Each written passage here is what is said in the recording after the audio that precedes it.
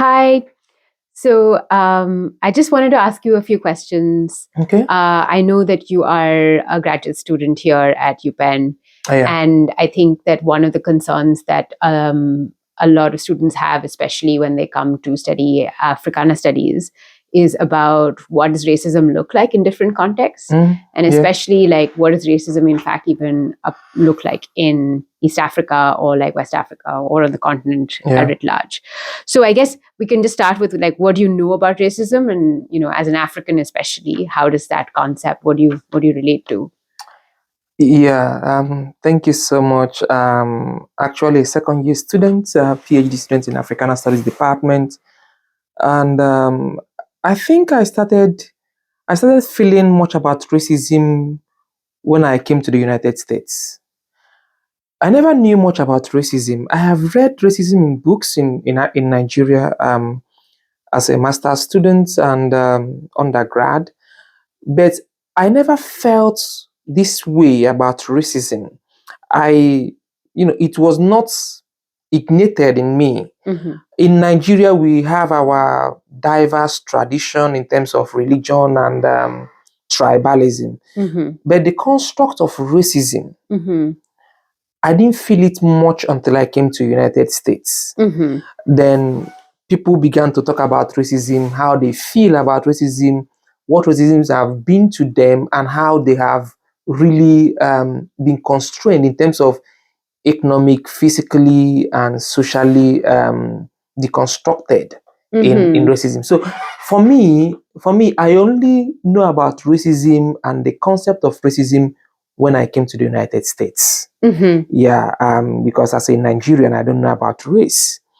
So the division of racism started immediately. I began to my studies in Africana studies, and also a couple of events and seminars I went to the United States. They talk about race. They talk about how it has been a threshold in the United States, in Europe and Canada and other. So I began to I began to think deeply Mm-hmm. about the thought of race. So for me, it started when I came to the United States. Yeah, great. But can you give us a sense of like what you understand by like racism here, or have you experienced it specifically that informed your understanding of racism in the United States? Yeah, I have not really experienced the division that I have been opportune to hear from people. I have not really been opportune to witness it, Mm-hmm. or in terms of physically, or in terms of socially. But some folks or my colleagues have already made some points and instances where they are being harassed in Mm-hmm. terms of their race, where they are not really accepted in a particular work opportunity Mm-hmm. because of race.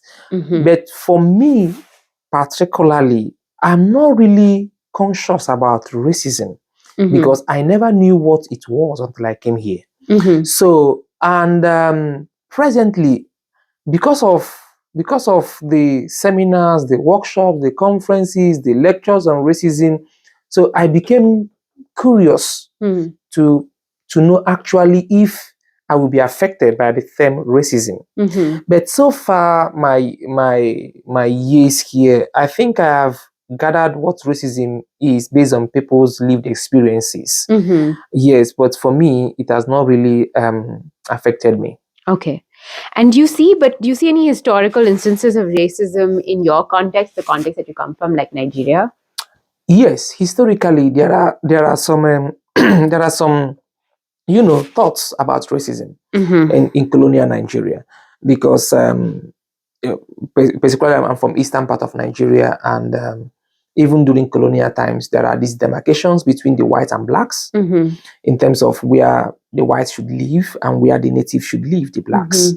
So even in terms of church, I gave a talk recently on Gothic architecture. Mm-hmm. So during colonial Nigeria, those Gothic churches were only meant for the whites. Mm-hmm. The blacks that were privileged to go there were what they classify as the affluent blacks, or people who had a number of income Mm-hmm. that they could allow them to come into the church. Mm-hmm. So in Nigeria, not only all throughout Africa, specifically even in South Africa, there are a lot of demarcation in apartheid regime in South Africa. in Namibia, in Tanzania, and all that. And this sharp demarcation created something of not really the term racism, but it came with a social construction, social segregation, that biased the societal environment in terms of how these divisions were created and how it now gave rise to some kind of laws between this is white convenience, this is black convenience, this is black school, this is white school. And even even where I come from, Eastern Nigeria, there are some schools meant for a particular set of people. Though it might not be called race, but if you look at it critically, those schools could be classified as race because there are some specific people who were meant to attend those particular schools. And also, we also see where we call the GRAs, which we call the government reserved areas during these colonial times. And during this period, these are also a demarcation between where the whites should live and then the non-whites, which are the natives and the settlers, live outside the GRAs. And the few blacks who were meant to live in GRAs are only the white laborers. They are artisans or people they employ, the house workers and all that.